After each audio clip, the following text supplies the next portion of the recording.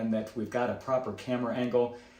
We never did really fix this, so my wife is holding the phone sideways, which she will do for the next hour and a half. So if the camera is moving around a little bit, that's why.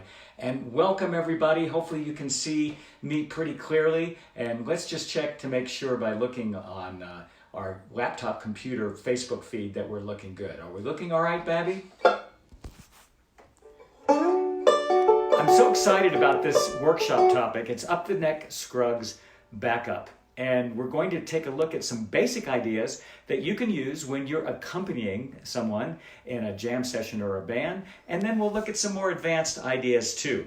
And so by the end, we'll be getting some of the most complex licks that I've ever heard Earl Scruggs play. Some really characteristic licks that he used in tunes like Salty Dog Blues and Six White Horses. Whoops. So I want to start this workshop, however, by talking about vamping. And vamping is a technique that we use where we maybe want to get out of the way of the other musicians who are in the band or in the jam session in order to let them shine, but we still want to add to the rhythmic emphasis of what is being heard.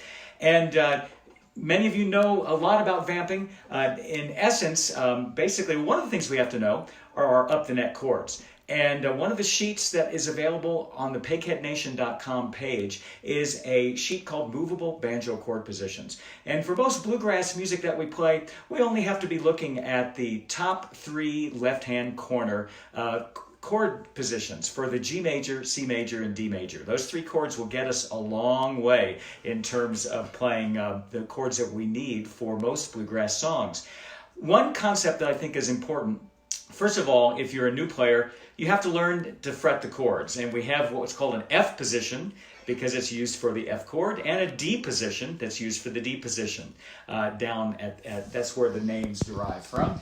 And the D position is not nearly as much fun to fret as the F position, but we do our best. Whenever the middle finger and the ring finger get separated from one another, it's harder to fret those positions. But we want to learn those positions. And then if you take a look at the movable chord position diagram, this is something that one of my students came up with. She came for a number of lessons and indicating that she wanted some chord positions. And I thought she meant a chord diagram. A chord diagram is available in pretty much any book, and it gives you the instructions on how to fret an individual chord. She was more interested in seeing how the chords laid out on the first 12 frets of the banjo, and that's what this chart does. And, you know, it really is a useful concept because when I'm thinking about moving from one chord to the other, I'm thinking about the distance between the various positions. And so a couple of quick pointers will come in handy even when we're using the capo. If we're playing a bluegrass song that's 1, 4, and 5, between the 1 chord and the 4 chord, in this case the G chord and the C chord, is a distance of 5 frets. And then between the 4 chord and the 5 chord is 2 frets. And the distance between the 1 chord and the 5 chord is 7 frets. And so this is something that we can keep in mind even when we put the capo on to play in the key of A or B flat or B. We take those distance relationships stay the same. We just move them up corresponding to the number of frets that we're putting the capo on. So between the G and the C chord, it's going to be 5 frets. Between the C and the D chord, it's going to be 2 frets. And that distance idea holds true whether we're using the F-shaped chord, the D-shaped chord, or the bar. If you're real new to banjo playing, a great way to get through some of these chord progressions is simply to play the G open, and then to take your index finger and bar across all 4 strings at the 5th fret. Remember, 5 frets higher, that gives you the C chord. 2 frets higher gives you the D chord. The other shape, the D position, we find a G chord all the way up here at the 9th fret. One way to think about this is to go ahead and fret the D chord down here in the first position and move it up 5 frets, 1, 2, 3, 4, 5, to where my ring and my pinky are at the 9th fret. And that's a G chord. Where would my C chord be using the same position? Same shape. It's up 5 frets. So the C chord is up here at the 14th fret. The D chord is at the 16th fret, and I'm numbering these frets according to where my ring and pinky fingers are. And of course, when we're all the way up here for that D chord, that's an octave higher than there. So, but to get started with playing along with vamping with chord positions, let's just use the F shape for G, C, and D. And then the vamping technique is going to be similar to what you might have encountered picking, called a pinch pattern. Same idea, quarter note pattern. And typically we'll hit the fourth string with the thumb, and then we'll hit the top three strings at the same time. 3, 2, 1, thumb, index, and middle, or sometimes just middle and index on the top two strings. If I hit all three, that gives me this sound here. Now, this is all beginning level stuff, so if you're an experienced player, hold on. We're going to get to some more interesting things in just a minute. Now, there's one more element of vamping that's really important, and this is a muting technique that everybody uses in order to get the playing more percussive. This is a little bit like tapping your head and rubbing your belly and playing the banjo at the same time, coordinating all these activities. But what banjo players tend to do with the vamping pattern is they hit that bass note, let that ring, and then when you do the pinch, there are a couple of different ways of doing this. For now, if you're totally new to this, let it ring, and then bring the sound of, bring the fretting of the chord up, just kind of pulsing the hand. In other words, I'm not lifting up completely because then I have to find the chord again. Just lifting up a little bit to mute the strings. Now, you're hearing my fifth string ring sympathetically, so if I change my hand position a little bit to mute that string, you can hear the vamping more clearly.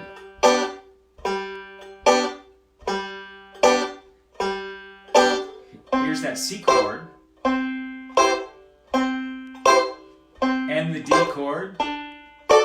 Now, as you move up from one chord to the other, a great thing to try to do if you can is don't lift your hand up and then fret again. What I'll do is I'll lift up the pressure but still keep as many fingers connected to those strings as I can, and then just move up to the C chord. So moving from the G to the C, I'm still connected. My fingers are connected to those banjo strings, and then I simply try to stop in the right place and then continue with the vamping pattern. One more thing about vamping, and much of this up the neck pattern backup that we'll be playing, is that the right hand, you have permission to be up here, close to where the neck joins the banjo pot. Typically we get a mellower sound up here with much of the material that we'll be covering today.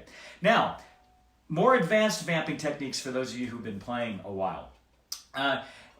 What a lot of players will do is shorten the distance of which they let that pinch linger before they mute it. So I've heard Earl Scruggs recordings where he makes that pinch sound very wide. For instance, they play Durham's Bull on Live at Carnegie Hall, and you hear the vamping that Earl does sounds something like this. Well, we'll get a more percussive sound and something that might lend a little bit more drive to the band that you're playing with if we shorten that up a little bit and don't make it last very long. And then you can actually get to the point where you decide that you want to do the pinch, but you're not fully fretting. And if I fret just hard enough to sound the pitches, it sounds like a Maxwell House coffee commercial. You have to be as old as I am to remember that reference. But then I'm still doing that pattern. You hear the difference? So it's much more percussive kind of feel. This requires a little bit more right and left hand coordination. So if this is totally new to you, I want you to get used to that first, where it's a wider sound, and then narrow it down. Now, there was one more tab sheet that I wanted to include that I forgot. It's an up the neck backup overview. If you email me after the workshop is over at bill@BillEvansBanjo.com, I will send it to you. It has some more advanced backing techniques. Let me show you one of these right now that most banjo players use all the time. It's a right hand idea where the first half of the measure, the first two beats, will do the vamp just the way that we did it. And then for the 3 and 4 and, we can hit the fourth string with the thumb, the second string with the index, 3 and then on the fourth beat, another quarter note, but this time I'm going to play a pinch with just the thumb and middle on the third and first strings. Listen to what that sounds like all together. This might sound familiar to you if you've listened to a lot of great banjo recordings from folks like Earl Scruggs, Sonny Osborne, and J.D. Crowe.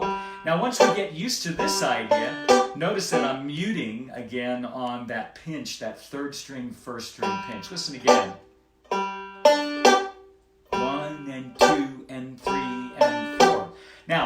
players will often do is they will shift chord positions right in the middle of the measure. This is another essential basic skill to conquer when you've practiced it, is to move from the F-shaped version of one chord to the D-shaped version. That's a distance of 4 frets, and that's going to be the same for every chord, but we just simply move to a different position in the neck. For the G chord, which we're going to play a lot of the time, it's 5th fret, 9th fret. For the C, it'd be 10th fret, 14th fret. For the D, 12th fret, 16th fret. But getting back to that G, incorporating this more advanced technique, you'll hear players do this. They'll move halfway in the measure to the new position and then play the more elaborate pattern. 4-2-3-1 pinch. I love this sound. Then, when you get used to this idea, you can add slides. So that'll give you a sound like this. Notice what I'm doing is I'm sliding on the 4th string only. I'm not changing the rhythm in the right hand, but I'm moving to the new chord position late on the 3rd beat. 1 and 2 and 3 and 4 and 1 and 2 and 3. Listen. Sounds great, doesn't it? We can even add one more note. That's the 1st string, moving down to the F shape of the chord. And you can do this for the C chord. A little faster. And the D chord. You can anticipate with that last note, that middle finger on the 1st string, what the new chord is going to be. Back to G. Now, one of the handouts is a J.D. Crowe backup to Your Love Is Like a Flower, both down the neck and up the neck. The first measure of J.D.'s backup from the Bluegrass Album Band recording is that pattern. Actually, I think he's up here, though. We'll take a look at that before our time is done before. But that vamping pattern is a more elaborate pattern than just simply this, and it really gives a little bit of variety to what you're playing. Now, there is an instructional section in the Earl Scruggs and the 5-String Banjo book in which Warren Kennison and Bill Keith, who did the transcriptions over the years for this, gave some very elaborate kind of vamping things that Earl did. And one can take these basic ideas and really, really make them rich by just adding various notes as you feel it. Do a lot of listening to recordings and come up with your own ways of doing things. That other sheet that I will send you has got a few more ideas with how to elaborate the basic vamping pattern. One more thing I want to talk about. I was talking about how when I'm moving through a chord progression, I am naming the names of the chords in my head because I've learned them, been playing a while, but I'm also thinking of the distances. We talked about that a moment ago when we discussed going 5 frets from the 1 chord to the 4 chord. When we add the D shape to the F shape in terms of where we can stop, a very typical kind of maneuver in which we're not moving up and down the neck so much is to fret the 1 chord, in this case the G chord, here at the 9th fret using a D shape. Then if we go to the C chord, all you have to do is move up 1 fret, and you see how you reverse your inside fingers here in your left hand. And that is a little bit of a tricky maneuver to get because we're working on the coordination of the index and middle fingers and ring fingers. But you see how once you get used to this, you may not need to look quite so much at your banjo neck to know where you're going. And then the 5 chord will be here. Many times when we play fiddle tunes, we're in the key of D. And using that roadmap to go through a 1, 4, and 5 progression in the key of D makes a lot of sense. You can do the D here, and then the 4 chord is just 1 fret, shifting the inside fingers to the F shape. That's the 4 chord, and then the 5 chord, and then back down. Keep in mind, though, that you can go anywhere at any time as long as you're hitting the right chord in terms of these shapes. I want to move on. Do we have any questions that need to be answered right now, Babby? Are we looking okay? Technically, are we doing all right, everybody? Sorry about the shaking. Are we full screen, though? Are we full screen, everybody? Does it look pretty good? Is it looking good Landscape would show a more zoomed in video. Yeah, sorry. We are having technical difficulties trying to do that. So if somebody wants to text me instructions on how to get the landscape to hold, we will take a break and try it again, but I just want to keep powering through. Dan said maybe turn it off and turn your phone off and turn it back on. But, oh my gosh. Is the image going to be smaller for the whole session? Is that the problem? Is the image small? Well, it would be more zoomed in. Reed wants to know, what are you doing with the thumb up the neck? Hitting the fourth string for the vamping idea, if that's the question. And I am kind of using a slightly different hand position where I'm taking the pad of this part of the hand and kind of anchoring it against the fifth string so that it won't ring sympathetically. And I've seen Sonny Osborne and J.D. Crowe do this quite a bit. I want to move on to the next. We're going to keep rolling ahead as it is. Is that what we've got, everybody? All right. Is the image screen looking big? I can't see it. We got this last time, folks, 2 weeks ago, and I was hoping that we didn't have technical difficulties this time. And we'll try, next time we'll turn the phone off and turn it on again. I want you guys to pull out the In the Mood exercises page. Are we looking okay, or can you not see it on the computer? I can't see it. You can't see it? Okay. But Dan says it looks good. All right, the picture is as big as normal. That's how... Reed said left hand. About the thumb, I think. Okay. About the thumb. Oh, well, we're going to get to some techniques, Reed, where we do fret with the thumb, but right now I'm just, when I'm doing these vamping ideas, I'm just keeping the thumb behind the neck, just fretting it the way I normally would fret it. I try not to get in too much of a classical guitar position and move the thumb all the way down and stretch my hand down like this. I like to kind of close it right in and have the pad of the thumb be at the top.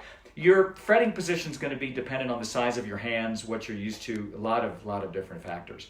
Now, let's pull out the In the Mood exercise page. We're going to look at the In the Mood exercises and then the D-licks.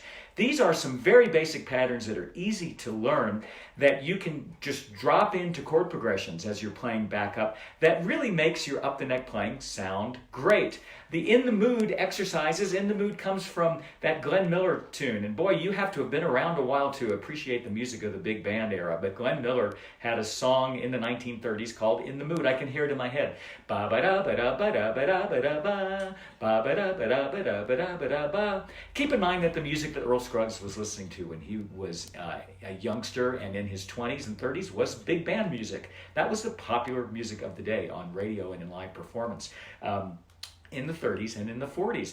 And so basically it's a forward roll pattern. And if you can get used to playing the In the Mood pattern for 1 measure groupings and 2 measure groupings, you can drop this into any progression and it sounds incredibly impressive and people will think you really know what you're doing.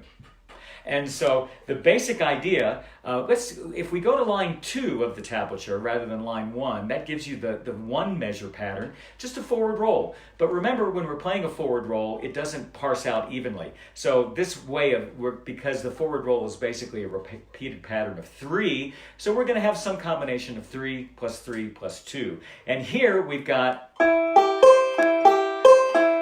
this way of doing it is 3 notes, forward roll twice, and then 3rd string, 1st string. Now, I try not to bounce these things as much as I can. In other words, that would be bouncing it a little bit. But what I do try to do is keep the roll even and hit harder the 1st string. I don't always do it, but I try. Now Reed, something that you might have caught that I am doing, that I'm finding myself doing, is that in order to mute that 5th string, I'm just taking my thumb and kind of muting it so that it doesn't sound sympathetically. I don't do that all the time, though. You see how by accenting the 1st string, it gives that drive that it might not have otherwise. Now, that's the 1 measure pattern. Drill that. Then go up to the 1st line, and let's take a look at the 2 measure pattern. In my tablature, in the 2nd measure, there is a tie or a slur between the note that falls on the and after the 2 and the note that falls on the 3rd beat of that measure. That's a quarter note. And, I've had way too much musical education, but the way that a classical musician might notate this is exactly the way that I notated it. Because it's falling right in the middle of the measure, rather than writing that as a quarter note, you write it as 2/8 notes and you beam it. And if you look down, you'll notice that on the 3rd beat, there's no right hand indication. So, having said that, told you that to tell you this. If we play this pattern, we'll do how many forward rolls? We do 4 in a row of the 3, 2, 1. We let that last note be a quarter note, and then we follow up with index, thumb, middle. That gives you this sound.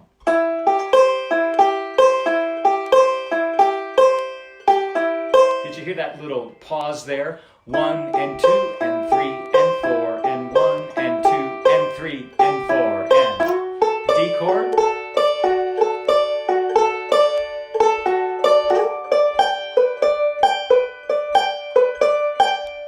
Now the beauty of these patterns is that you can do them for any chord. So what I did there was I went from C, which is what the tablature is indicating, to D, and then to G. So if we were to take a progression like Blue Ridge Cabin Home, you could start down here and play G, C, D, and then end up back on the G. What's up? Can you tell them where to get the tabs? Oh, go to pegheadnation.com. Under News and Events, there is an advertisement with information for our workshop, and then you scroll down and you can download all 7 of the tabs. So here we go. Now, let me add one more element to this. Let's slide into each of these In the Mood patterns, right on the downbeat, not changing the rhythm of the right hand, moving from one chord to the other. I could even slide into the G chord. Let me count us in. 1, 2, 3, 4.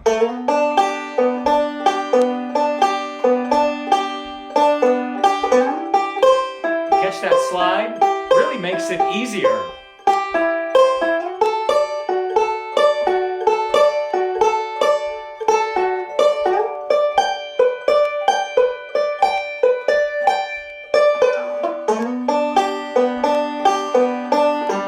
So that's the basic In the Mood pattern. Now, if you have command of the 1 measure unit and the 2 measure units, that will take care of a lot of chord progression. So if we look at 9-pound hammer, for instance, that's 2 measures of G, 2 measures of C, 1 measure of G, 1 measure of D, 2 measures of G. Just dropping the basic In the Mood pattern in, you will get this. That 9-pound.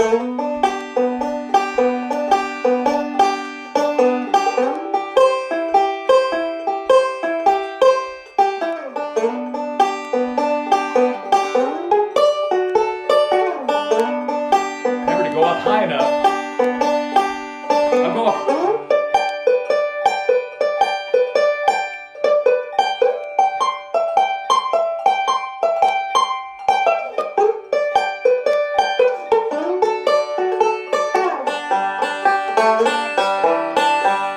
Now take note as you move from one chord to the other, that last note, you might be caught moving your left hand at the same time.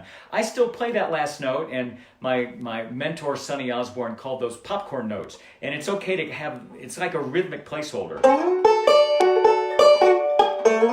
Did you hear that? That little burp?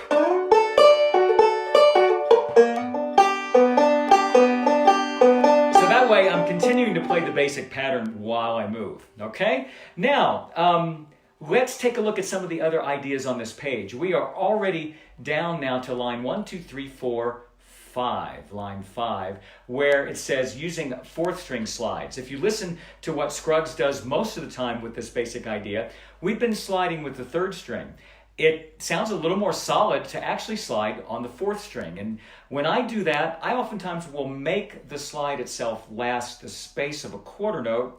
I will take out the next note in the roll, which is that index finger on the 2nd string, and that's what I have written out. Sliding all the way up to the 17th fret sounds like this. And you know, you can slide from wherever you are. In the tablature it says 12 to 17. That 12 is written small as a grace note. Remember, grace note is something that's played quick rhythmically, doesn't even count, it's not a 16th note, but it's there in the mix, but you don't play it early, you still play it on the downbeat. So it'd be something like this. 1, 2, 3, 4.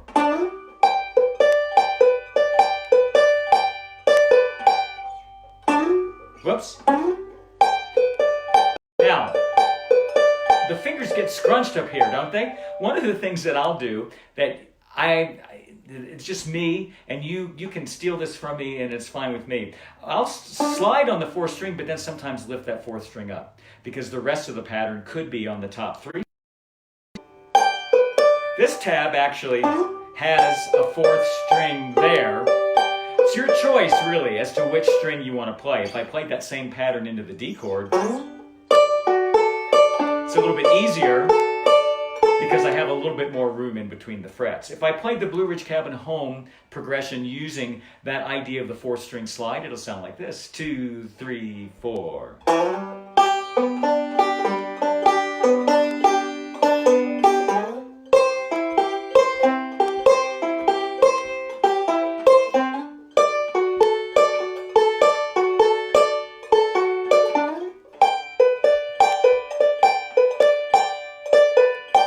Accenting that 1st string. Now, for you advanced players, I want to show you 2 more things that were new to me, at least, and I've been playing a long time. We've already discussed how when we shift from the F shape to the D shape, we're rotating our inside fingers. I want to try to slide from one position to the other, one chord to the other, as much as I can. That will be a recurring theme in this workshop for all of the techniques that we play. And so one of the things that I learned from watching Sonny Osborne play and talking to him about this kind of thing, 2 decades ago, is the idea of if you're shifting to a different chord position, shift early and then slide with the finger that's going to be on that string. And that is what we're looking at the next to the bottom line where it says changing from F to D shapes. This again kind of doubles your possibilities here. So what's happening here with this particular way of playing the In the Mood lick, we've got a forward roll. And then I'm going to shift. You see that grace note there that says 3? Well, that means I get that 3rd fret when I shift those inside fingers, and now my index finger is on the 3rd fret of the 3rd string. And then I'm going to slide up to the D shape. Listen to how that works together slowly. 2, 3, 4. And you can do that everywhere. Let's say I wanted to go to a C chord from here.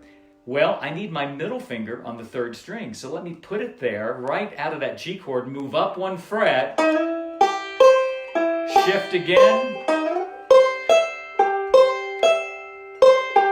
moving into the D, middle finger back on the 3rd string. Let me shift because I now know that I want to go to the D shape, and then back to the G chord. I hope many of you are having transcendent moments at this point in time, because when I discovered that I could do this, it was like, wow, I can sound a lot better without really doing a whole lot of work. If I go through the Blue Ridge Cabin Home again using that idea, I'll even slide into the 1st G chord that gives me this sound. 2, 3, 4.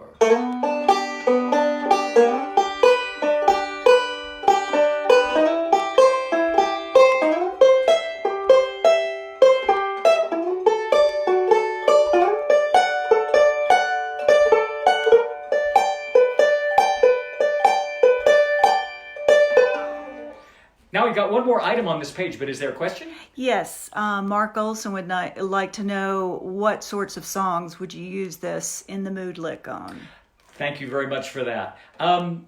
I'm discovering as I work through different songs with my students that these 2-measure patterns don't work with everything, but they surely work with things like Blue Ridge Cabin Home, Your Love is Like a Flower, Will the Circle Be Unbroken? And when we get a situation, for instance, like Will the Circle Be Unbroken, we've got, 4 measures of G before we go to the C. You could do these patterns twice before you go to the C pattern. So like, will the circle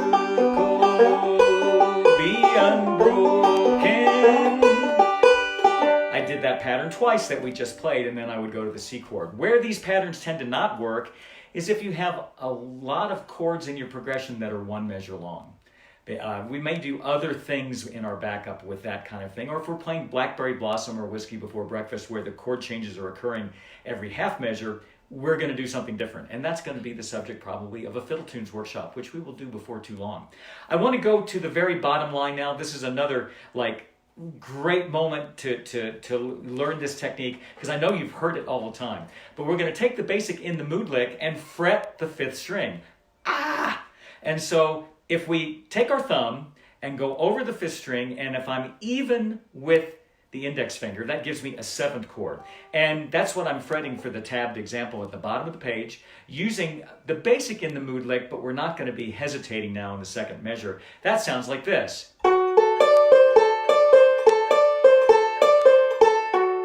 You hear that 7th chord really colors it. Now, it takes a lot of work to get used to sliding into something like this, grabbing all these strings and then playing the technique.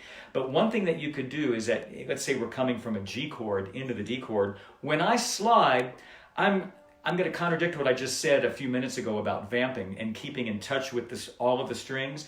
If I'm going to be sliding from one chord to the other and I'm going to hit that note with my right hand, I'm going to lift everything else up and just slide on that one note, fret the rest of the chord, and then try to get the thumb around as quickly as I can. That would give me this sound. 2, 3, 4.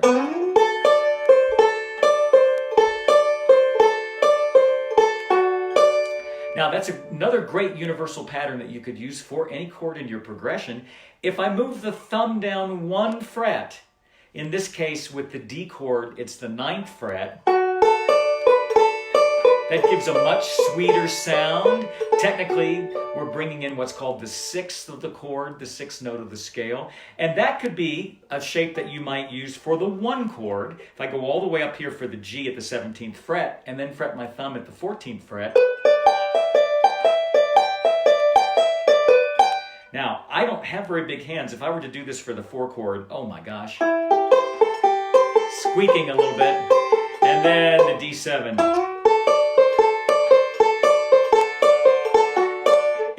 If I was playing something in the key of A, B flat, or B, fretting the 5th string for the In the Mood pattern gets easier to play.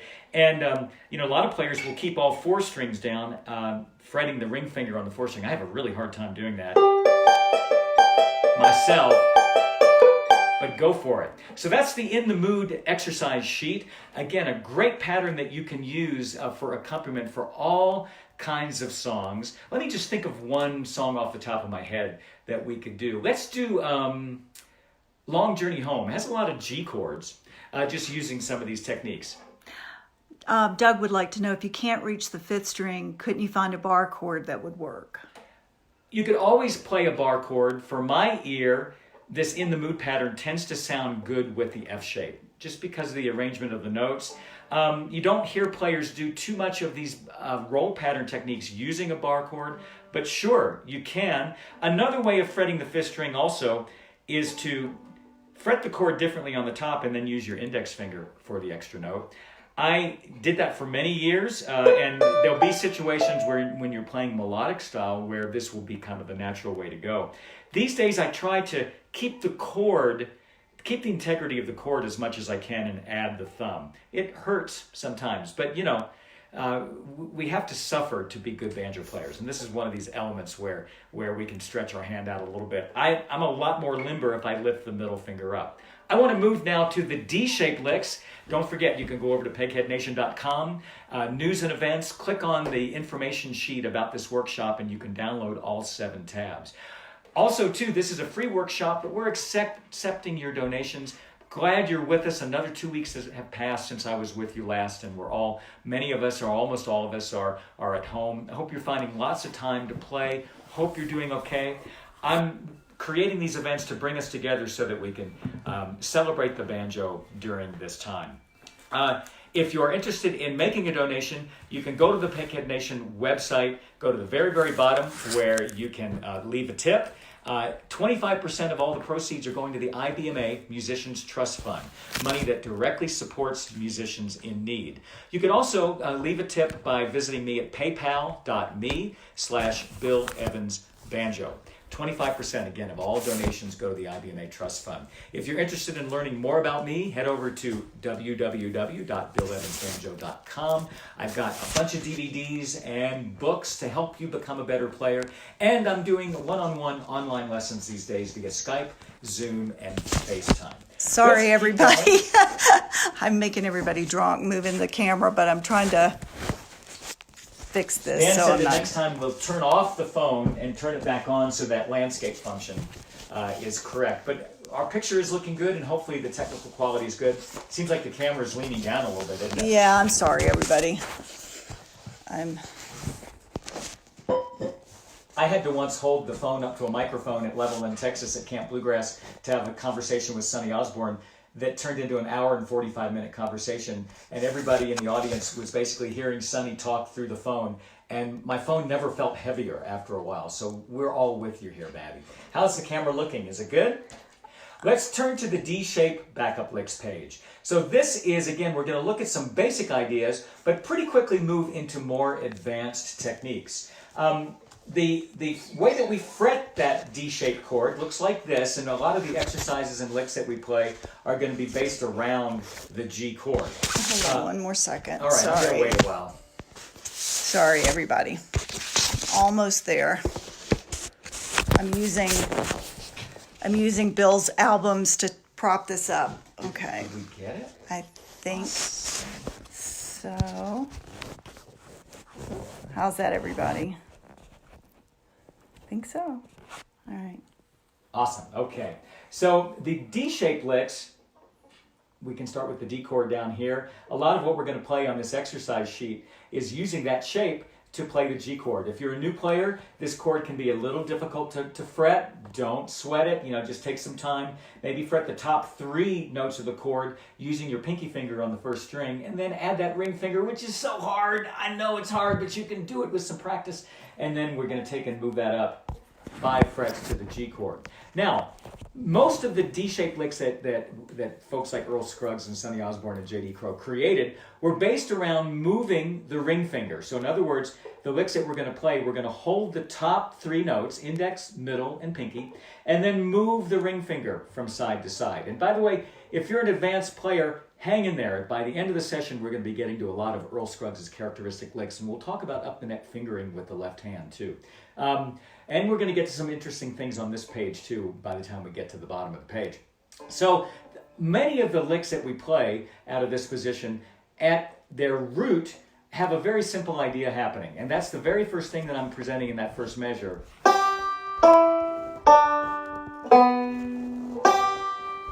And you see what I'm doing is everything is already in the chord except for the second note. The second note, I'm moving the ring finger over to the 9th fret of the 3rd string, and then down to the 4th string.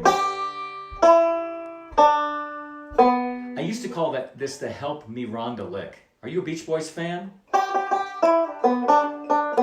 If we add a few more notes, it sounds like that riff that the Beach Boys used in Help Me Rhonda, but that's a little bit remote here for this workshop. I'm going to get my right hand a little bit more mellow. Let's fill that out now. That's a little bit too sparse for banjo players. We like more notes. If we add notes on top, that's what we get in measure 2.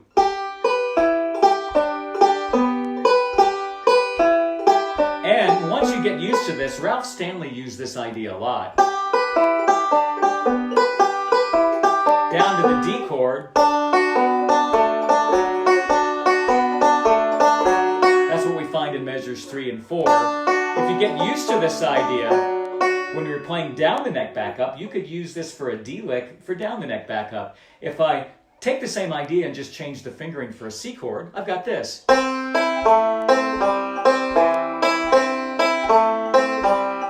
Now, if we combine that basic D-shaped lick with the In the Mood lick, we get letter B, where I'm playing the D-shaped lick for the G chord, and then In the Mood for C.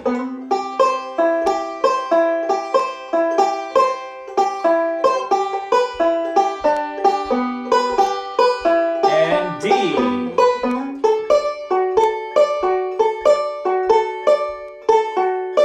Great backup combines all these techniques that we're going to be talking about this afternoon. So you learn one technique and you just practice it to death till you're blue in the face. You learn the second technique, that doubles your options in terms of what you can do, and you can play these different licks for any chord.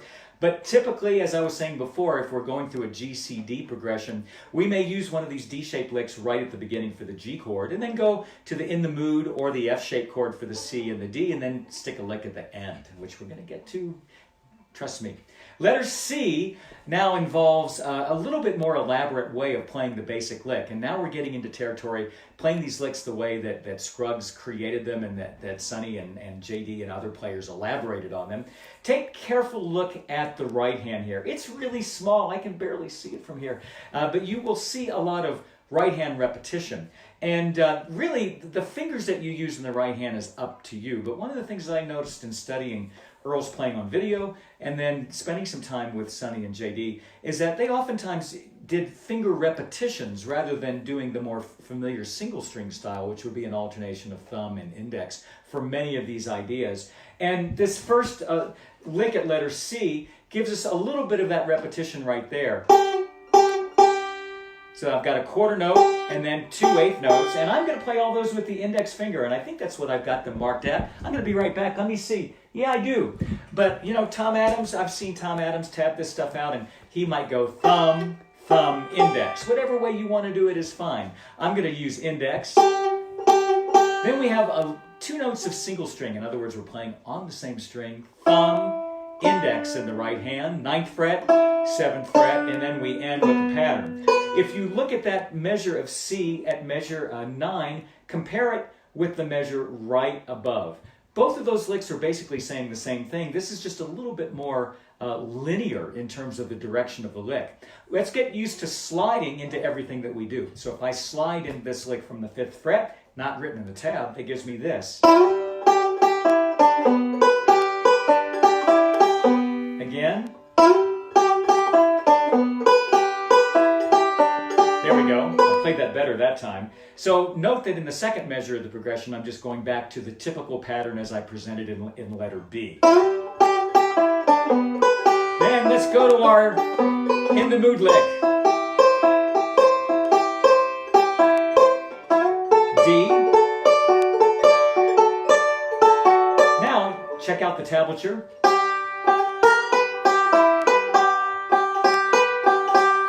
This is a new idea here. We want to have a resting place up the neck for a G chord where we could play the equivalent of our G fill-in lick that we oftentimes play all the time down here.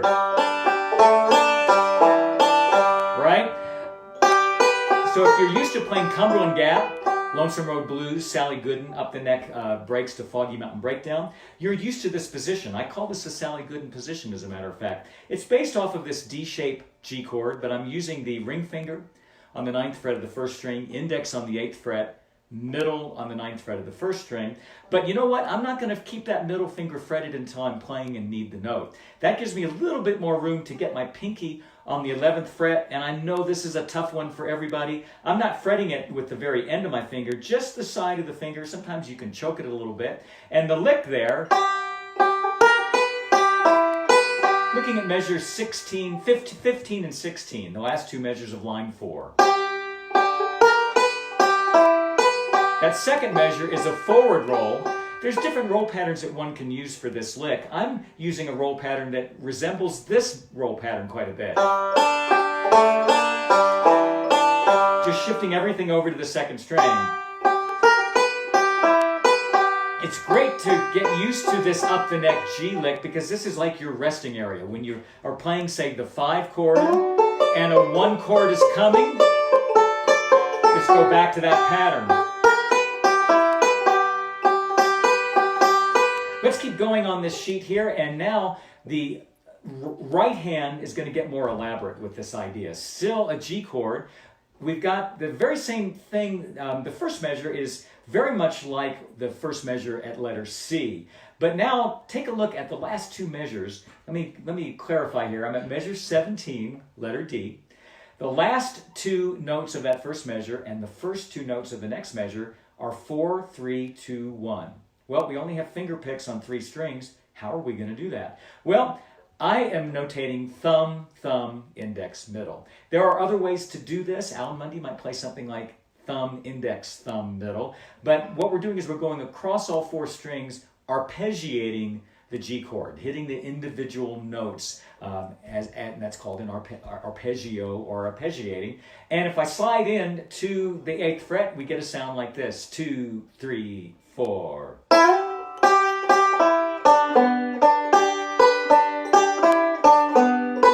Let me play that again. Didn't play it quite as written. Again, 3, 4.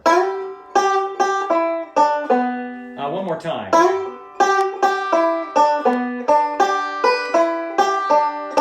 There we go.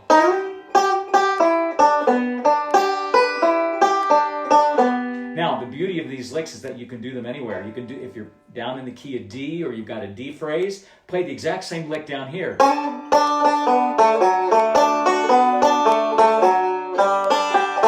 Or for a C lick. All right? Now, so that is another great lick that you can just put in place of the two measure licks that I was offering up in letter C. The second half, we're now on letter D, and the third measure, measure 19, just a different way to do it. There's so many different ways to elaborate these D-shaped licks. My advice is to learn a couple of ways of doing this. So learn the basic way at letter B, learn letter C, maybe letter D, the first measures. The rest of these are kind of icing on the cake. But the latter half of line 1, 2, 3, 4, 5, section D, these are separate licks. So these are two measure licks. So the second lick sounds like this. So I got a hammer on in there. Let me slow it down. 2, 3, 4, 1.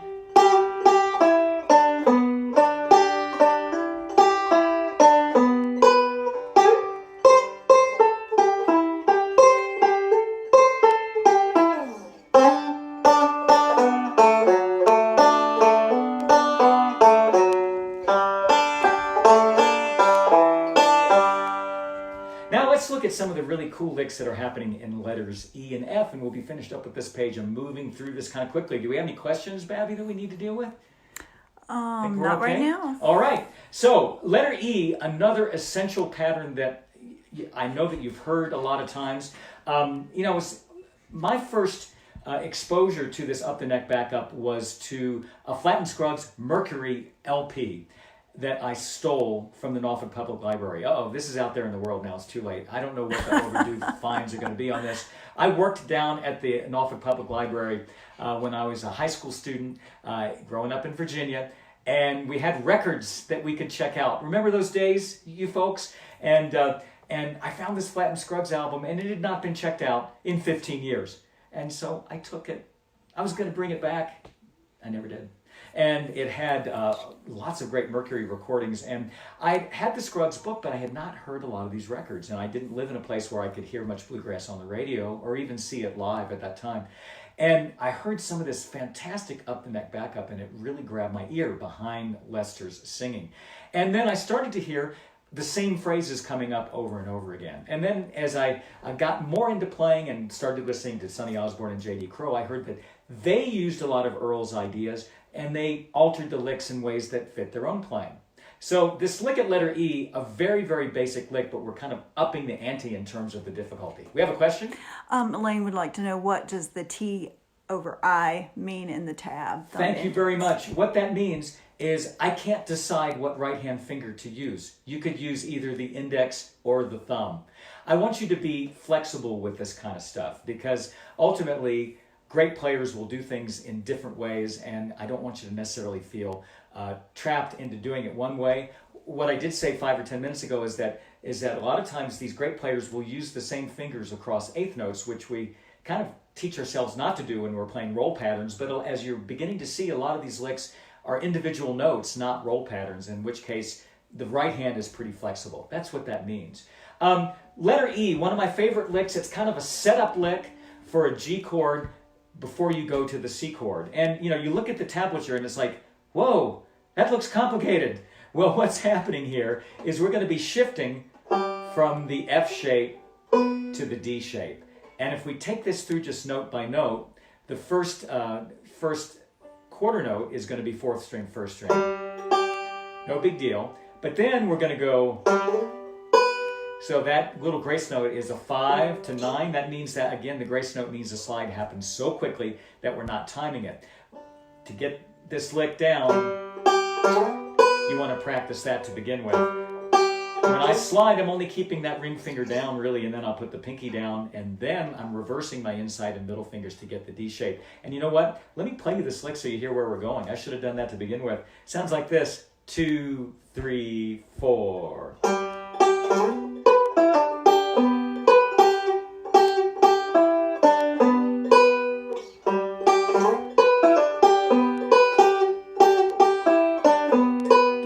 Once you learn a lick like this, you could do it for any chord.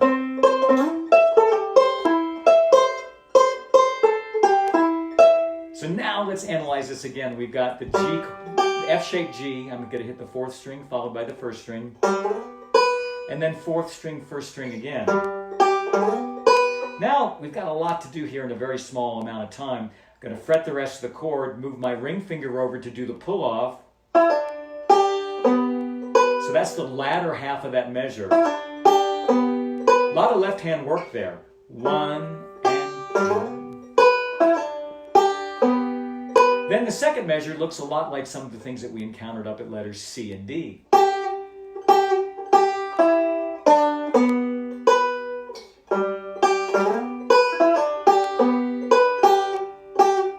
I think a lick like this, players will favor quite a bit, because if the chord progression has a C chord next, our hand is practically already there. So this lick gets you from the F shape to the D shape. And then I might play the In the Mood for the C chord. Very typical kind of thing. Now, keep in mind that any of the licks that you play for G, you could play down the neck for D. One of the advantages, though, we have of D is that we can incorporate the open 4th string. So the lick at letter F is a D lick, great for playing in the key of D, or just using as a D lick in the key of G.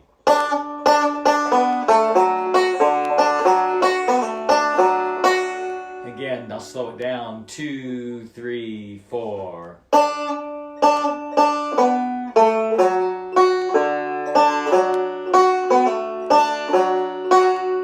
And again, you see the I/T. You could hit both of those with the index or the thumb. I tend to do it with the index. All 3. Then thumb, index, thumb, middle. Then go down, catch that open 4th string. This is almost the kind of lick I would use down the neck back up.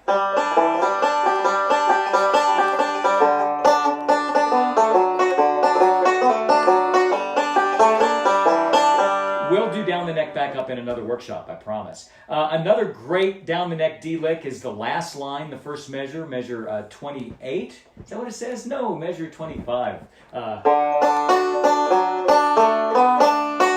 Walking down to G with the quarter note. So we're kind of drifting into down the neck back up a little bit. But I just wanted to show you how these D-shaped licks also work down the neck. That last lick again, the last line.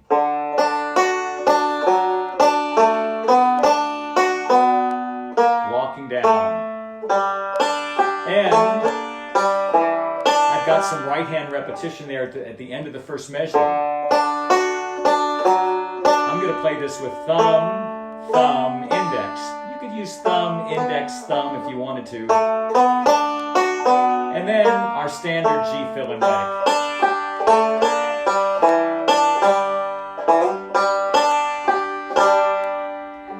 All right, we have now gone through the D-shaped licks page. We're making great progress here. But we've only got about half an hour or a little bit more to go. So let's just keep forging ahead. Babby, are there any questions yet that we need to deal with? Yeah, they want to know if you still have the record you stole. I do. I hope that's not the Norfolk Public Librarian wanting the fines back. Now getting into some of the fun stuff. Let's turn to the 6 White Horses and Salty Dog Style Licks page. Do you remember the first time you ever heard the album Flat and Scruggs at Carnegie Hall? What a revelatory thing for me. And of course, the first song on that LP is Salty Dog Blues. And Earl plays this great up the neck fill-in lick after the second verse. And that lick grabbed me. And I think that lick meant a lot to Earl, at least in terms of inserting that lick at that moment every time, because whenever I heard Earl play that song with his sons, come around to the second verse, look at yourself, I know you got a worn out stocking and a rundown shoe. Honey, let me be your salty dog. Wow, it just grabbed me. They're playing it in the key of A, of course. This page is filled with a bunch of really, really great licks that he used in songs like I'll Stay Around, Your Love Is Like a Flower, Somehow Tonight, Blue Ridge Cabin Home, If I Should Wander Back Tonight, Why Don't You Tell Me So. It's a great listening project to listen through to all of those songs and try to find the licks that are on this page. one of the things that I noticed when Earl was playing is that he will use these licks and he'll use the same lick in different places in the chord progression in different songs. And sometimes you just have to try these licks to see what works. You might paint yourself into a corner.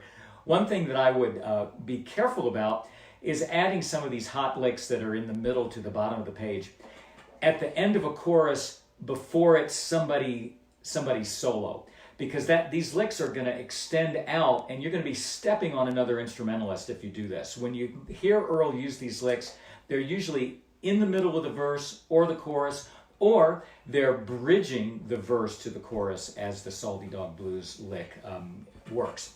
Now, let's start at the top and look at this lick that has come to be called the Six White Horses lick. One of the first songs, Bill Monroe was playing Six White Horses in his band before Lester and Earl joined. And Flatt and Scruggs recorded Six White Horses as well. And Earl created some licks that he would call boogie woogie. The rest of us call it boogie woogie. I actually like boogie woogie. And this is one of these boogie woogie licks. As we get into these more advanced licks and phrases that we also see Earl using in songs like Foggy Mountain Special, relating what we're playing to chord positions and working out the left-hand fingering becomes key. The Six White Horses lick is based around the F shape. I'm going to fret a C chord here, and at letter A, I've got the basic version of the lick written down, sounding like this.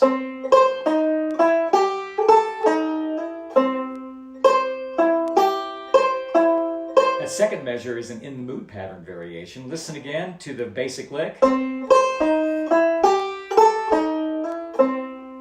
Notice that there's a hammer on at the end of the first measure, and I'm indicating that I'd like for you to play that as a quarter note. So when you're counting 1 and 2 and 3 and 4, hammer on the and. 4 and 1.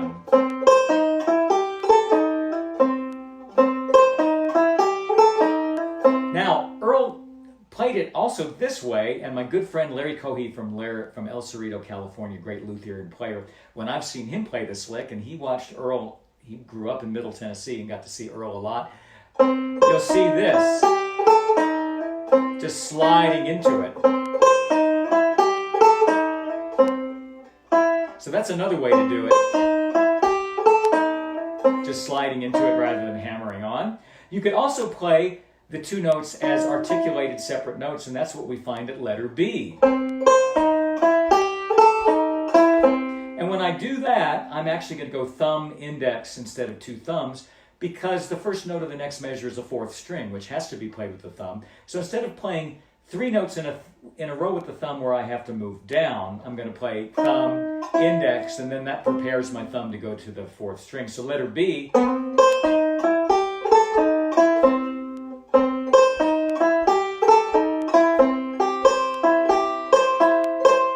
Letter C, that gets us into like Sonny Osborne and J.D. Crowe territory.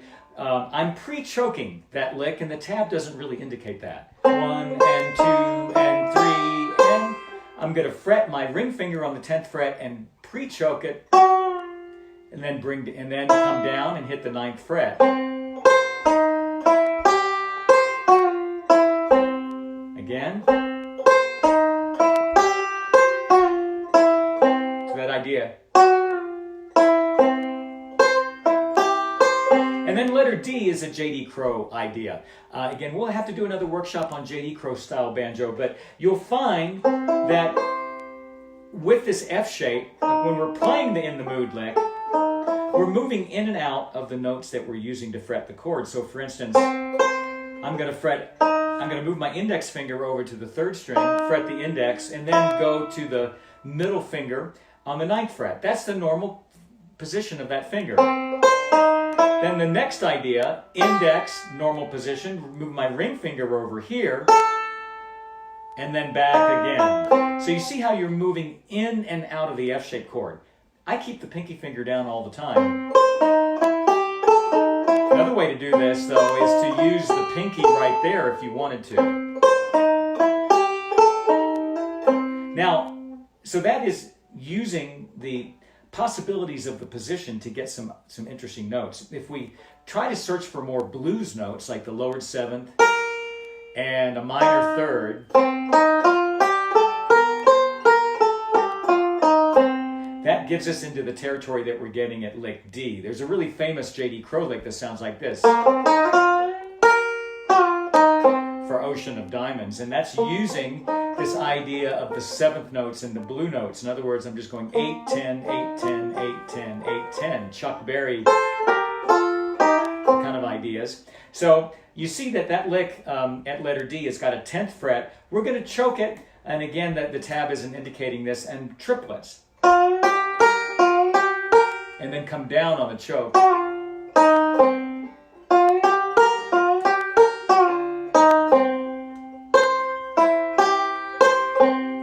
One.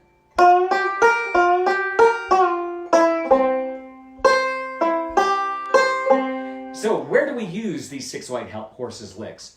Well, one way to approach this is to look at each song in terms of where the singer is singing a long note at the end of the phrase, or maybe taking a breath and not singing anything at all. And sometimes when we play a song like 9-Pound Hammer, for instance, we can do it kind of really hard driving, but also Flat and Scruggs did it kind of bluesy and slow. And this would be an occasion where you could use the 6 white horses lick when the tempo is slower. So something like, that 9-pound hammer is a little too heavy, buddy, for my size. Size up. So roll on, buddy. Went to the wrong chord. Don't you roll so slow. Tell me, how can I pull when the wheels won't go? So that would be the idea of how I would use it. There are a few songs like 6 White Horses where you could just use it for the whole progression almost.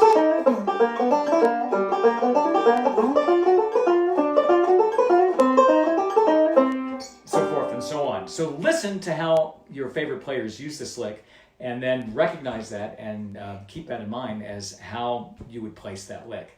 All right, let's move on now. Letter E is the Salty Dog Blues licks, and let's now kind of get into talking about some of the fingering choices that we have. I'm going to show you the fingering that worked out well for me. A lot of this was the influence of working with Sonny Osborne on a Homespun Videos project, and also a tab book that we never got published, actually. But then over the years, this was, 25 years ago, I altered the fingering and do things my own way. But hopefully some of these things that I'll show you in terms of my own choices will help you with your choices. That Salty Dog Blues lick, as I say, Earl would typically put it on in at the end of the second verse before the chorus, and it sounds like this: 1, 2, 3, 4.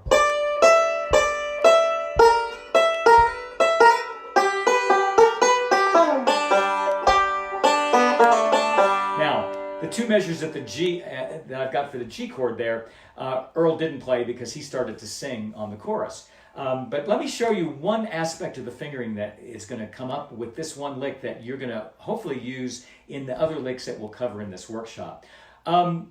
Yes? What key are you playing Salty Dog in? I'm playing everything in the key of G right now. I'm cheating. But of course, Earl played it in the key of A. So everything would be up 2 frets. But we're going to cover everything in the key of G here. Thank you for that question. So I'm indicating the left-hand fingering is above the staff. M is for middle, P is for pinky, I for index, R for ring. And I've got middle and pinky. I like to use those fingers, but here's the crucial thing. Because basically this sets me up for what's going to follow. But here's the key thing that I think is going to help you with this lick. By the time I fret that last 14th fret, if you look at the next measure, you don't need to fret the 12th fret on the first string. So I'm going to lift my middle finger up, get it out of the way, so I can really do that slide more evenly, and I've got a lot more room. If I continue to fret that note, I've actually heard some people play this lick like this. My fingers are in the way of each other here. So if I just get that middle finger out of the way, and then back down to a G lick. This is another example of one of those up the neck G lick placement licks for when we get to the end of the cycle. Once again,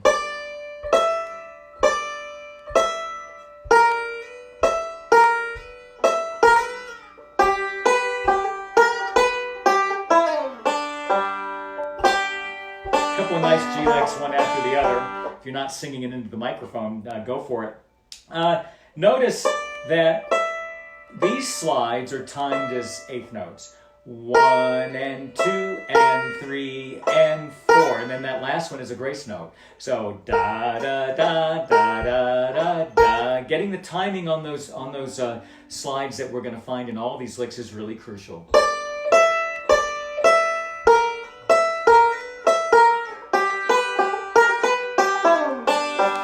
That's lick E. Lick F.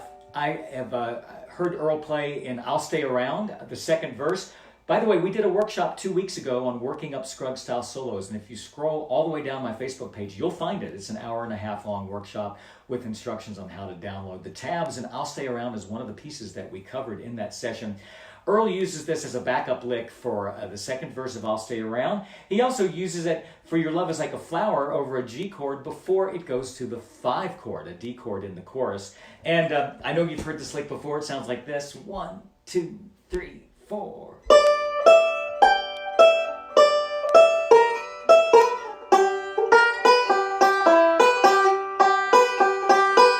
Giving you another G lick there.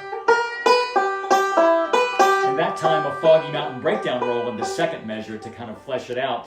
One exercise that you could do is go and find all of those G licks in the various handouts and learn just a couple of them so you don't get too mixed up. That's where you land when you want to continue to play up the neck by playing one of those up the neck fill-in licks. Let's look at the fingering for the whole lick here. And this is going to be kind of a personal thing. A lot of people will do them differently. Here's how I do it. I'm going to choose fingering based on setting up what I'm playing in the second measure of this lick. And so if I can get set up as quickly as possible in that area, that makes the rest of the lick work out. So we've got 12, 14, 17. I've got 4 fingers on this hand, so why not use them? I'm going to go index, middle, kind of stretch it out, pinky, and then middle here, and then I'm going to shift the middle to the 12th fret there, and then that sets me up for the second measure. The way that Sonny showed me years ago was he did pinky, and then he moved pinky down to there, and then middle. The point is, let's get set up by playing the 12th fret at the first beat of the second measure with the middle finger of the left hand. Now, have to keep straight whether the slide, the 11 to 12 slide on the second string is going to be a quarter note or a grace note. In this case, if I play the second measure, we've got 2 quarter notes. We have a quarter note, 1 and then 2 and 3 and 4. Playing the whole lick. 1 and 2 and 3 and 4 and 1 and 2.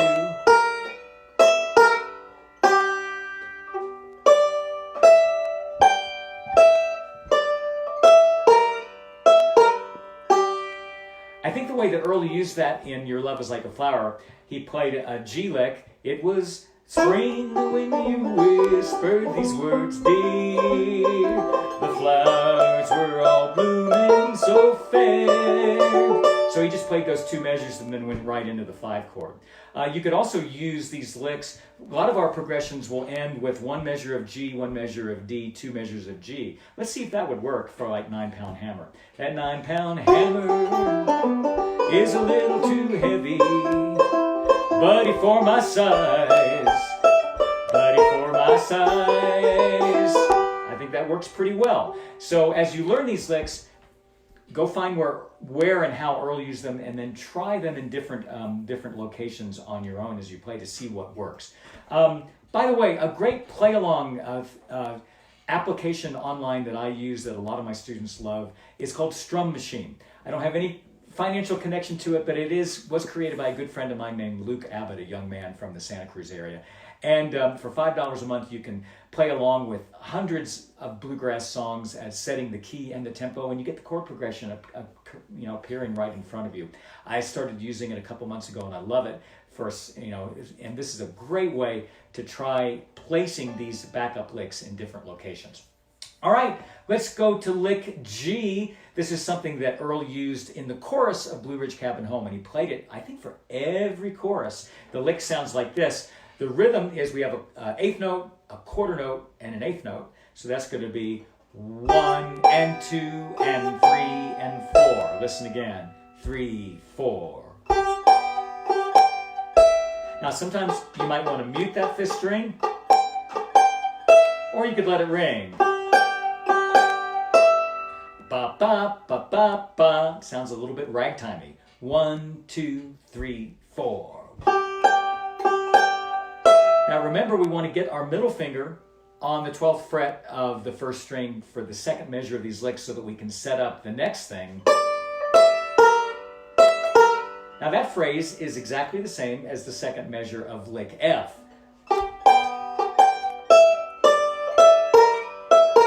And then we're going to probably go down to a G chord or hit that G note. So in Blue Ridge Cabin Home, what's the chorus to Blue Ridge Cabin Home? Oh yeah.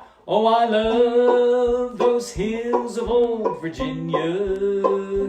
From those Blue Ridge hills I did roam. When I die, won't you bury me on the mountain, far away near my Blue Ridge mountain home. Which reminds me, next weekend, more workshops coming your way and a concert on Saturday at 6 p.m. Mountain Time. Do I have that right? I'm going to have to look it up. I think I've got that right. It might be 7 p.m. Mountain Time, 6 p.m. Pacific. It is. I'm going to be presenting my one-man solo show called The Banjo in America. We're going to set up 10 banjos right here in this space, and I'm going to play music from the 1780s on through the present day on a variety of historical instruments. Next Saturday, 6 p.m. Pacific, 9 p.m. Eastern. And then on Sunday, I believe it's noon Mountain, so that is 2 o'clock Eastern, 11 Pacific. Babby and my daughter Corey and I are going to present a Bluegrass Trio crash course harmony singing workshop where you can sing along. No experience necessary. Come in your pajamas, come with your cup of coffee, whatever you like, and come join us and learn all the intricacies and magic of Bluegrass Trio harmony singing. We'll switch parts. We'll talk about what parts we choose when a male is singing lead or female, and how different keys can affect the part that you take, and how to find your part as well. So that's next Sunday, and then the Banjo in America next Monday. Go to www.BillEvansBanjo.com and go to the schedule page for all the information. Everything will be right here on this Facebook Live page. One more lick on the 6 White Horses and Salty Dog blues style licks. This is a lick that I associated with the song Why Don't You Tell Me So. J.D. Crowe tends to, when he plays this song, tends to play the lick more in the way that I have written it out. Earl also plays this in his 1961 recording of If I Should Wander Back Tonight, and also the tune I Won't Be Hanging Round. From now on, I won't be hanging round. It's a great lick, pretty active, that gets us into some different chord positions down here. The licks that we played so far for this page start up here, and then they end here, but now we're going to get into needing that D note, which is going to give us more fingering choices and issues to talk about. The lick sounds like this: 2, 3, 4.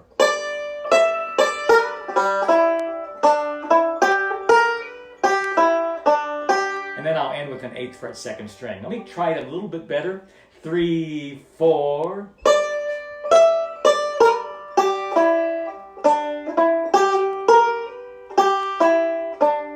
Now, I've given you a lot of fingering choices, my fingering choices above the staff in those capital letters. Let's check this out. Remember, if we're going to play the 12th fret 1st string, let's try to get our middle finger of our left hand there. These are all middle fingers in the right hand. Grace note slide, that's not too different than what we've learned from the licks above. But now, I'm going to go ahead and keep the index finger on the 2nd string to provide some continuity, and go for a brief moment into a position that kind of looks like what I might use for Sally Gooden or Up the Neck Foggy Mountain Breakdown, but just fretting the one note that I need. But now I need the D note, so let my index finger hit the 7th fret of the 3rd string. Now you've got some choices. The way a lot of folks might play the next couple notes is using the ring finger in the left hand on the 9th fret and then the index. The way I like to do these things is get that index finger right back on the second string as quickly as I can. It gives a little bit more movement and a little more things to worry about. But then I'm in easier reach with my pinky finger. And then index again, middle, index moving again, and then I could end the lick in the D shape. So with that in mind, take a look at this again. 3, 4.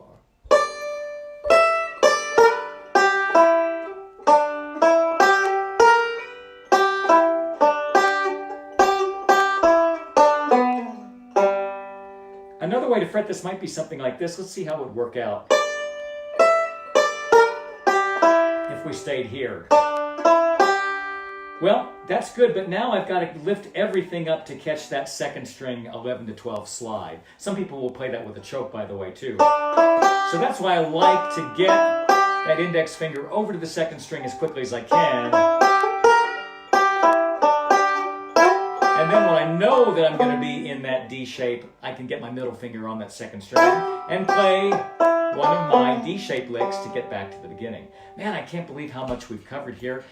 Those licks at letters F, G, and H you'll hear as characteristic backup licks for many, many, many of Earl Scruggs' great backup in the 1950s.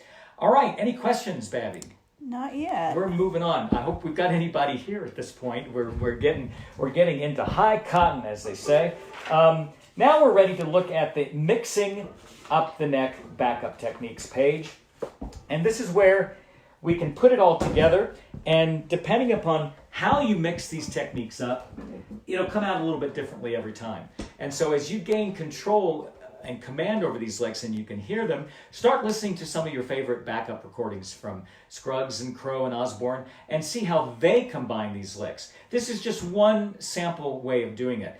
Also, though, we have a new lick that I want to show you, and it's the jump up lick, what we call the jump up lick. John Lawless was the first person I heard use that phrase, and I think it's a great name for the lick because it really covers a lot of territory quickly. And it is at measure 12 on the mixing up the neck backup techniques page, all the way at the bottom for letter D. We oftentimes hear this lick used against a 5 chord when there is a pause in what the singer is singing.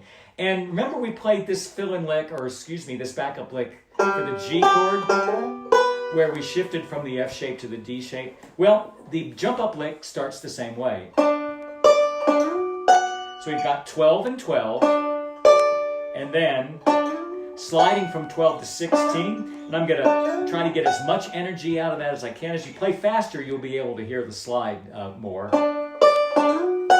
Then, so I'm going to get my index, the way that I finger this, I'm going to show you 2 different ways of fingering this. I'm going to go index, middle, and then pinky.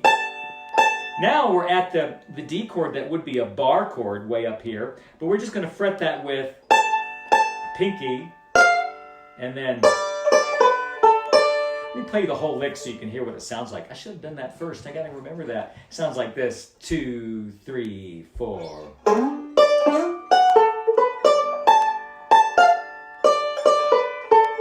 Or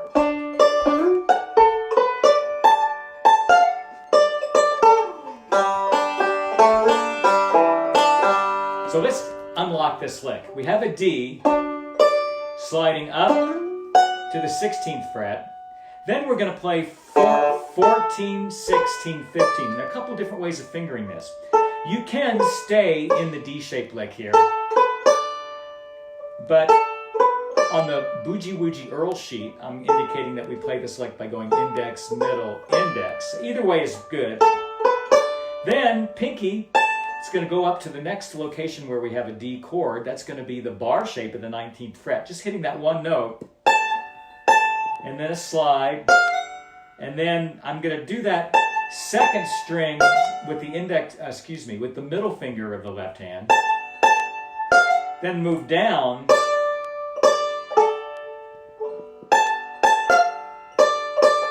That looks and sounds a lot like some of the licks we play for Foggy Mountain Special, but now we're way up here for the D chord. So now let me play the whole sheet. 1, 2, 3, 4.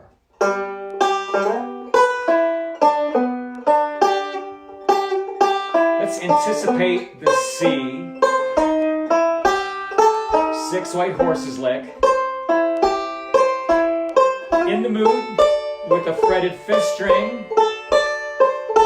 and a G fill-in lick.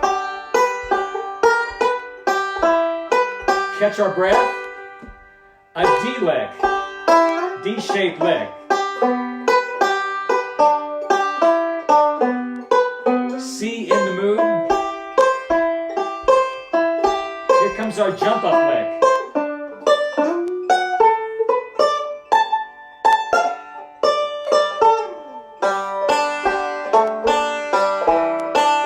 Try to play that more or less up to speed. We'll see what happens. 1, 2, 3, 4.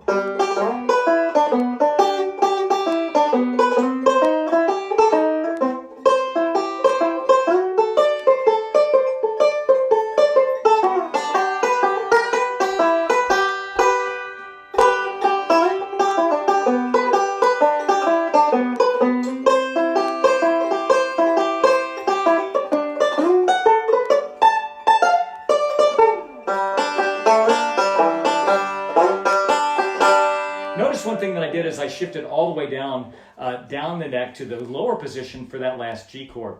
And this would be the point in most songs where you might have established one idea, and if you want to shift to something else, this would be where you would shift. So let's say if you had a solo coming up right there, I don't know whether I would play that jump up lick right before my solo. You'd play a fill-in lick. And then it's time for your lead-in. And your solo would start in the next measure. So those last 2 measures, and in the key of G, it's almost always G, are your transitional measures where you think about what you're going to do next and you get ready for it. I am ready to move on. Are there any questions, Babby? Let's see what we've got here in the tablature sheet. I hope everybody's having a good time and that you've learned a lot. Man, we are doing so good here. We've got just a couple more sheets going. Let me do some commercial announcements here. So glad that you're here. You can learn more about me by visiting BillEvansBanjo.com. And we're very thankful for your donations for this workshop if you are interested. And 25% of your contributions are passed along to the IBMA Trust Fund.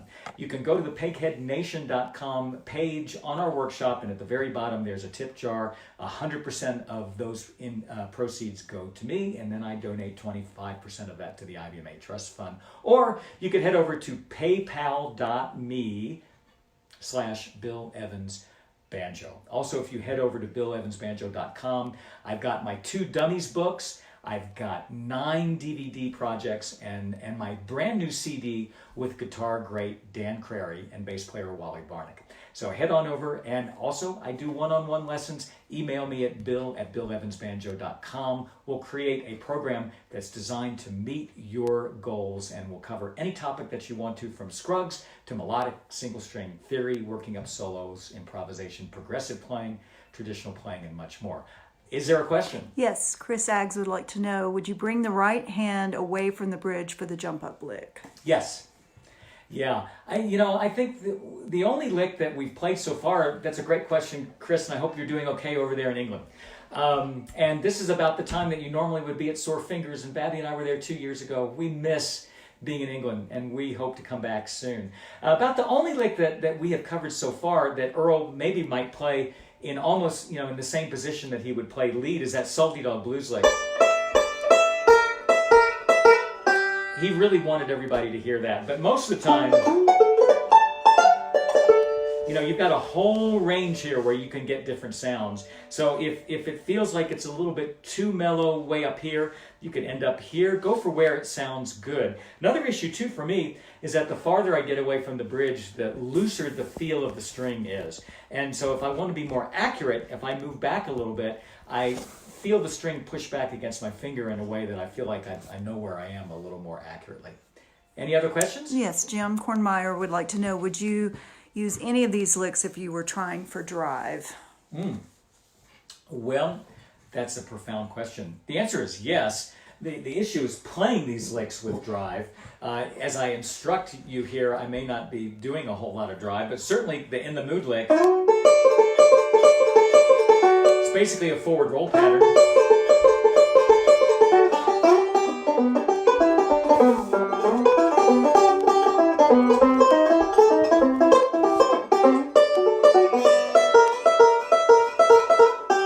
Trying to play with drive as much as I can. You're going to probably get more drive down the neck.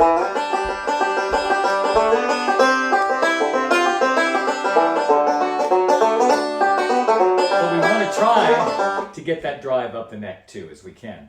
Now let's take a look at the J.D. Crowe transcription for the Bluegrass Album Band performance of Your Love Is Like a Flower, the Flatt & Scruggs favorite. This ran in a banjo newsletter column many years ago, and I was working with J.D. Crowe on our AccuTab transcription book, where we put into tab many of the solos and backup that J.D. used for the great album with Ricky Skaggs and Tony Rice that has the old home place on it and also the flashback record.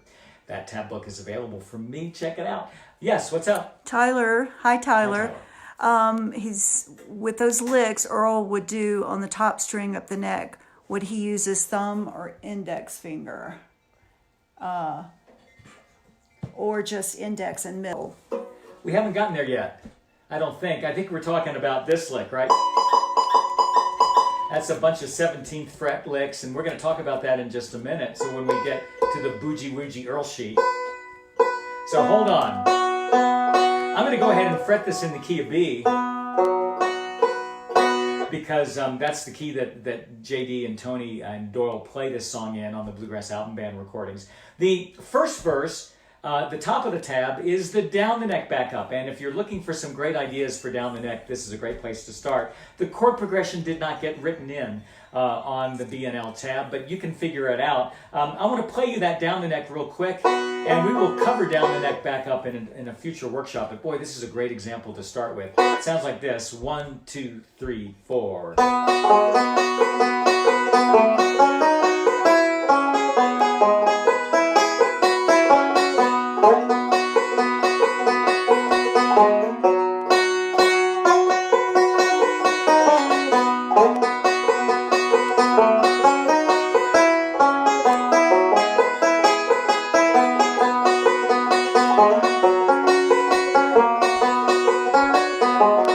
It was spring when you whispered these words, dear. The flowers were all blooming so fair, and now that the snow falls around us, I can see that your love isn't there. Pretty great down the neck backup. Now let's take a look at up the neck backup. I said at the top of the workshop that we wanted to check this out, that first measure for that elaborated vamping technique. And there it is right there. We've got the basic vamping. Then I'm going to shift out of the F shape to the D shape and play 4th string, 2nd string, and then play a pinch on the 3rd and 1st strings and mute that. That gives me this sound. Very basic pattern that I really want you to get used to. This is kind of the standard fallback vamping pattern that I would use all the time. It's a little bit more interesting than just doing that over and over again, getting those extra 8th notes. That's the first measure. Second measure, he mixes up that pattern at the end of the measure, and then he anticipates the C chord. See that 10th fret? At the very last note of that second measure for the up the neck. We're at line 3, by the way. He's anticipating the C chord, fretting it just 1/8 note earlier. 1.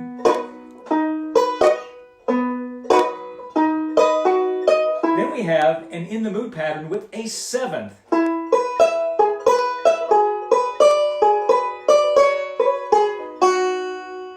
How do we find a 7th there? Well, one way of finding the 7th is just putting the the thumb over, fretted at the same place as the index, and if I do it standard in the mood lick, that's going to sound like this. What J.D. chose to do in this case, and this was just improvised, spur of the moment, if I lift the pinky up, and then if I fret the first 2 strings, the top 2 strings, at the 8th fret counting from the capo, that gives me a 7th sound. Here's the major chord, 7th. So what J.D. does is he gives you a couple of rolls, then Then he shifts, and I'm going to lift my ring finger up. And then by fretting the 10th fret of the second string, that gives you a little bit of a passing tone.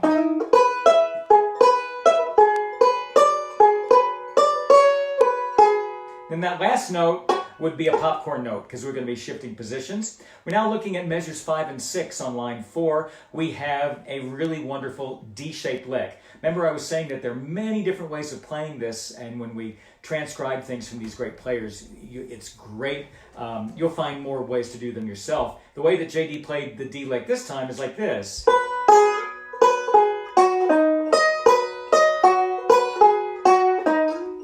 Anticipation into the D chord. Let's look at that again.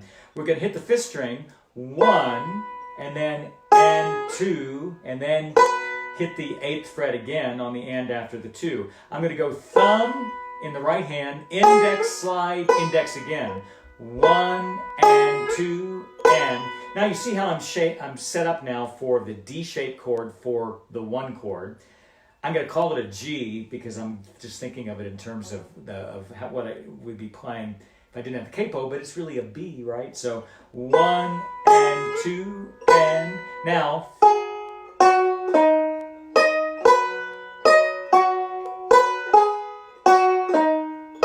So once more, 3, 4.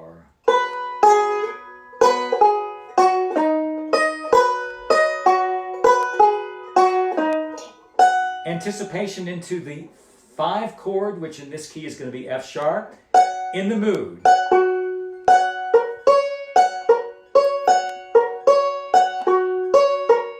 And then more in the mood all the way for the 1 chord. We're in the key of B, so that 1 chord is going to be all the way up there. I find it hard to scrunch up all my fingers. Maybe JD does too, because he's just playing on the top 3 strings.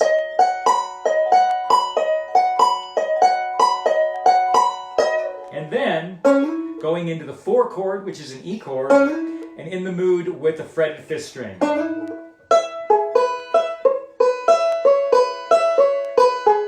that's hard for me to do.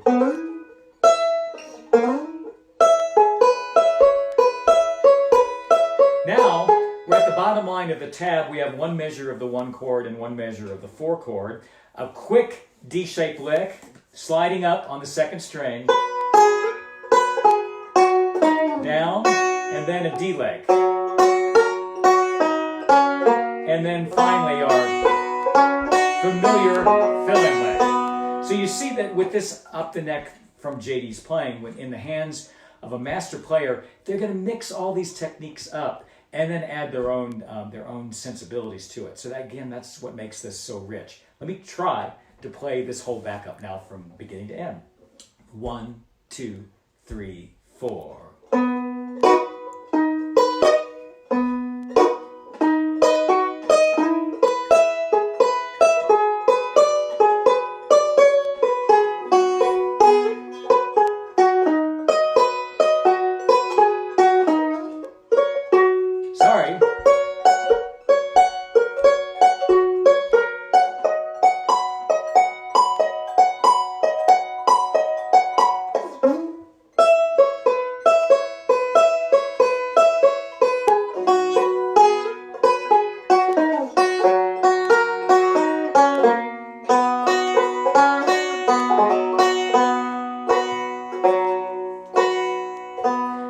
That may take a while to fully digest, and I have to be really warmed up to play something like that myself, which just makes J.D. Crowe a great player. We've got one more thing to look at, the Boogie Woogie Earl sheet. Are you ready to Boogie Woogie with me? Let me get that up on the tab on my music stand. Any questions here, Batty, so far?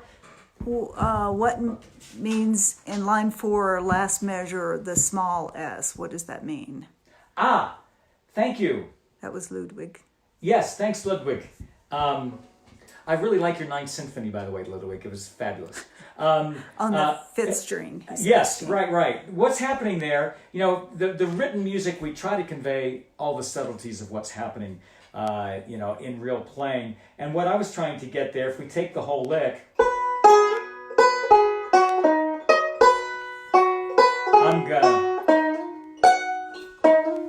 I'm just basically sliding on the 9th fret and then I'm hitting the 5th string. So I can hear that 4th string slide.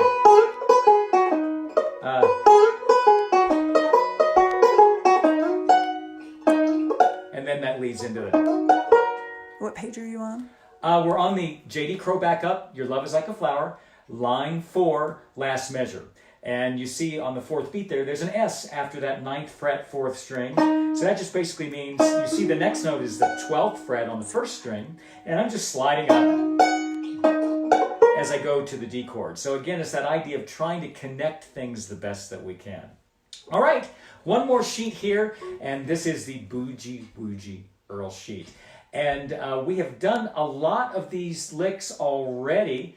I want to just basically go to lick number 6, and then we're going to be done because the rest of the things that we've already covered. And this perhaps is what Tyler was asking me about, the 17th fret lick on the 1st string. And let's go back down to the key of G, everybody, and tune my 5th string. Our favorite doctor has a question.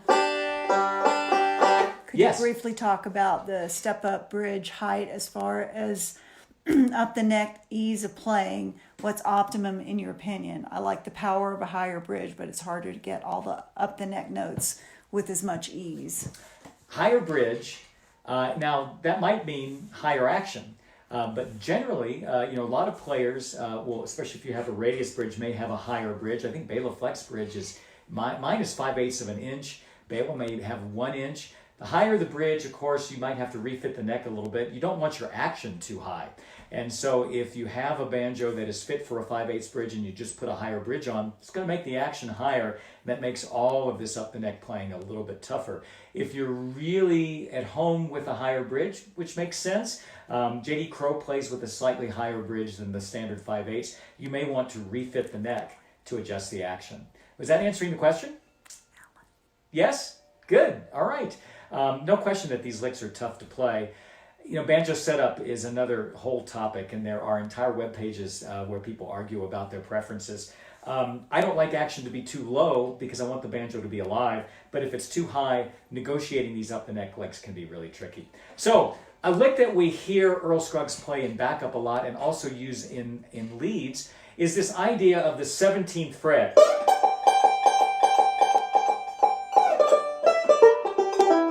And on this Boogie Woogie Earl sheet at lick number 6, I call it the Foggy Mountain Special Tickle Me lick.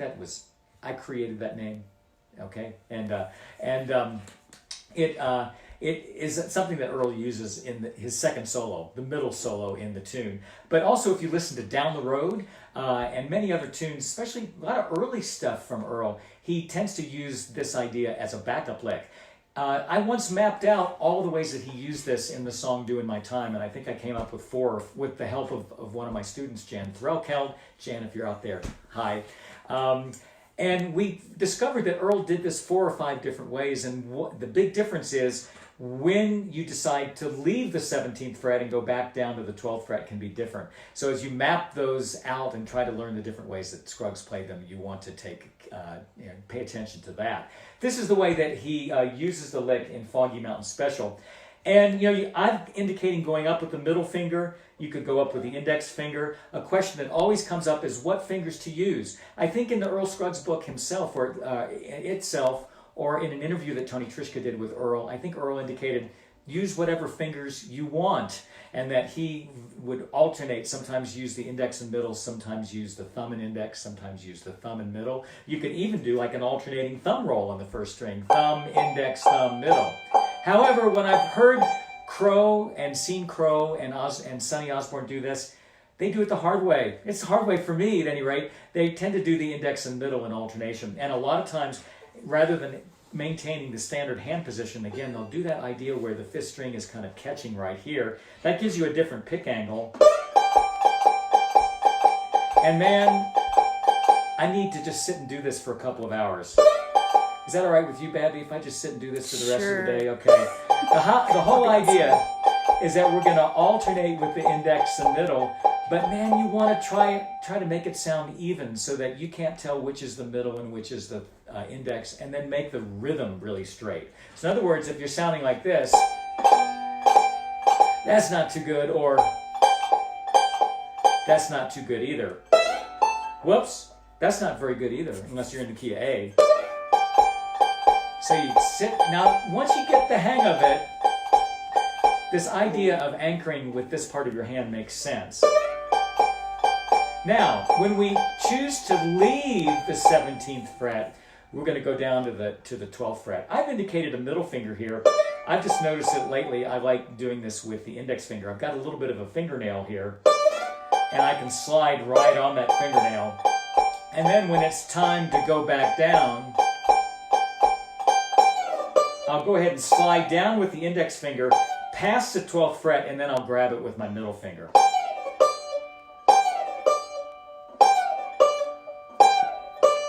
So that's a really cool thing to try. Or if you go up with the middle to begin with,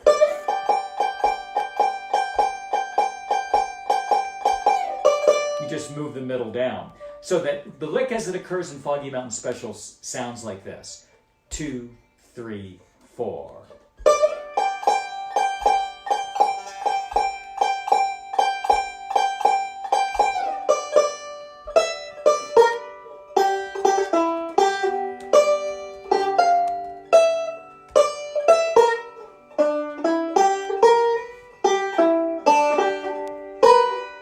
The rest of Foggy Mountain Special, which I teach as a tune on the Bluegrass Banjo course at Peghead Nation. So once more, and what I'm really thinking about is what's my rhythm? What's the rhythm of the lick? In this case, I need to go down to the 12th fret on the downbeat of the third measure. So I'm kind of rattling those notes off in my head as we go. 1 and 2 and 3 and 4 and 1 and 2 and 3 and 4 and 1 and 2.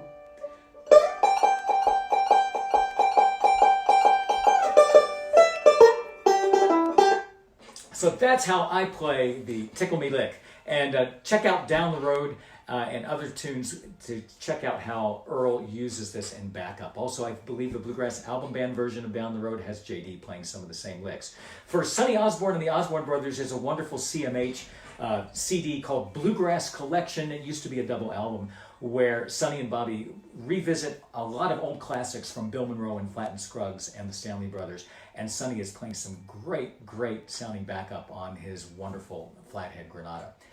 That about concludes things for this session. Thanks for hanging in there with our technical difficulties. Yes, thanks, this everybody. video will be up for as long as Facebook will permit it. And hopefully, it takes sometimes a little bit for it to resolve to a high resolution. So, you could revisit the page in an hour or two and you can start working from it again. We had 2,600 people view the last workshop, which makes me feel so good at a time like this when we need some inspiration, need to be together. This is the best way that I could think of to share some banjo joy with you. I'll be back next weekend for my Banjo in America at 6 p.m. Pacific time. It's a concert. And on Sunday, the Bluegrass Trio Harmony class at noon Mountain Time. I'm sorry to mix all these time zones up. Check www.BillEvansBanjo.com for my schedule. I will likely be doing another Bluegrass Banjo workshop, maybe in 2 weeks, maybe in 3 weeks. Send me your topic requests. We could look at melodic style, we could look at single string style, we could look at fiddle tune backup, we could look at fiddle tunes in general, we could look at down the neck backup. We could also do another working up Scruggs solos and choose a whole different set of pieces, different than what we chose 2 weeks ago. I'm here for you, and let's hang together, make some great music at this time, and just think about how joyous it's going to be when we come together, whether it's at a banjo camp or a bluegrass festival or a band concert. We're not taking much anything for granted these days, and I am so glad that you join me. Don't forget, if you want to tip or leave a donation for this workshop, head back to the pegheadnation.com webpage under News and Events. Click on the article, scroll to the bottom to download all 7 tabs, and if you'd like to leave me a tip, 100% of the donations come to me. I'm then passing on 25% to the IBMA Trust Fund. Or you can head over to paypal.me/BillEvansBanjo and leave a tip in that fashion, and 25% of those proceeds will also go to the IBMA Trust Fund. What is the IBMA Trust Fund? It's been around forever, almost 3 decades now, and it is a resource that bluegrass musicians in need can access. You don't have to be an IBMA member, and IBMA provides funding to cover basic expenses when bluegrass musicians need the help.